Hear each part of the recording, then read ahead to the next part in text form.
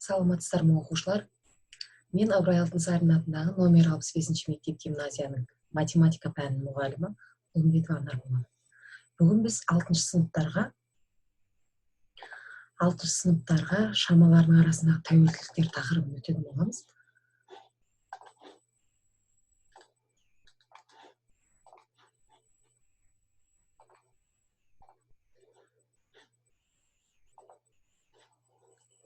Шамалардың арасындағы тәуелділіктердің берілу тәсілдері, яғни өткен сабақта айтқанбыз, шамалардың арасындағы тәуелділіктердің аналитикалық, кестелік және графиктік тәсілдері бар.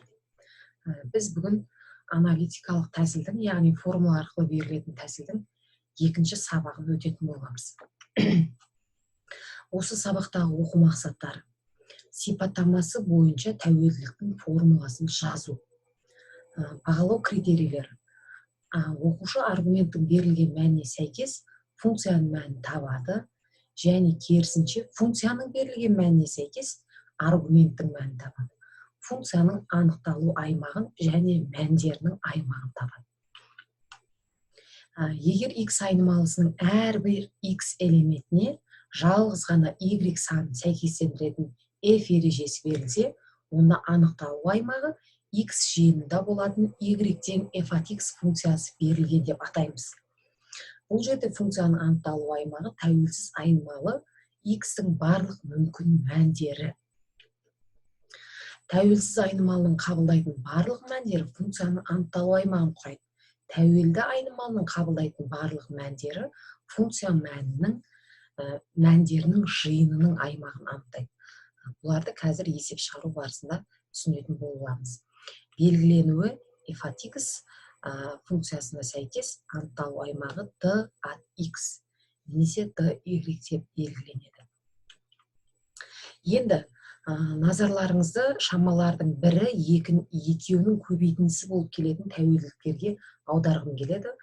Бұндай тәуелділіктер өмірде жиі кездеседі.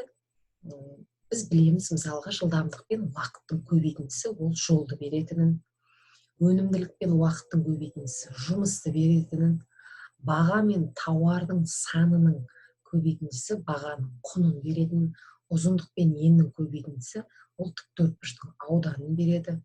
Тығыздық пен көлемнің көбейтіндісі массаны береді. Сол сияқты концентрация мен ерітіндінің массасы, мұнда ерітіндідегі заттың массасын білдіреді. Енді есімізде сақтайтын маңызды жайт бар.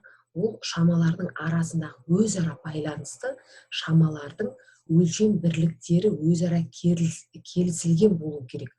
Сонда бізде, мысалға, егер ауданды есептеу формуласында ені сантиметрмен беріліп, ал ұзындығы миллиметрмен берілетін болса, онда бұл формула дұрыс болмайды. Өйткені өлшем бірліктері бірдей болуы керек. Енді функцияның мәндерінің аймағы және анықталу аймағына бір жалпы мысал қарастырып көрейік. Машина бір қалыпты жылдамдықпен 70 км/сағат жолда жүріп келеді. Машина t сағат уақыт ішінде жолды өтті. Сонда біздің S-іміз, яғни қашықтығымыз қандай болады, жүрілген жолымыз, ол 70 пен t-ның көбейтіндісі болады. Енді қандай мәндерді қабылдайды?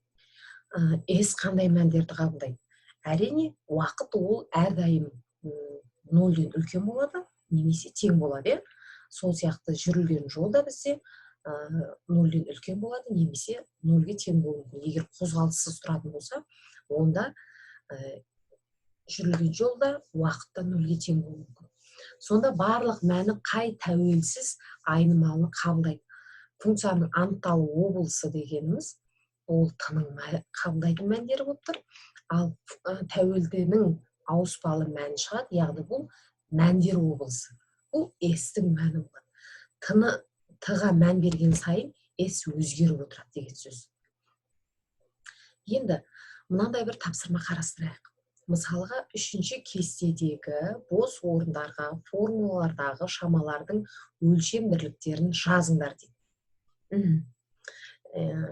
Жаңағы өлшем бірліктері бірдей болу керек дедік қой біз, соған байланысты берілген тапсырма. Мысалға, с километрмен т минутпен беріліп тұрса, онда біздің жылдамдығымыз қандай болу керек? Өлшем бірлігі километр бөлінген минут болу керек. Тура сол сияқты, егер жылдамдығымыз метр сағат болатын болса, уақытымыз да сағатпен берілетін болса, онда біздің қашықтығымыз метрмен беріледі екен. Ал жүрілген жол метрмен, уақыт секундпен берілетін болса, онда жылдамдықтың өлшем бірлігі метр секунд болу керек. Тура сол сияқты бағаның құнын есептеуге байланысты. Мысалға, құны теңгемен беріліп тұрса, онда бағаның өлшем бірлігі ол бізде не болу керек? Теңге бөлінген дана болу керек. Ал егер бағаның құны теңге мен килограммның қатынасы, мынаяқтан саны килограмммен беріліп тұрса, онда бізде өлшем бірлік тағы да теңге болады. Ал үшіншісінде данасы, ол бізде дәптер. Түсінікті болды деп ойлаймын сіздерге. Өлшем бірліктерінің арасында, бір-бірінің арасында тәуелділік болу керек. Енді қараңыздар. Төртінші кестеге сәйкес тікбұрышты параллелепипедтің табан ауданы тұрақты с сантиметр болғандықтан оның көлемі в биіктігіне тәуелді болып берілген дейді. Егер бізде биіктігіміз 1, 3, бос орындарды өзіміз толтыруымыз керек. Егер 1 болған кезде бізде не дейді?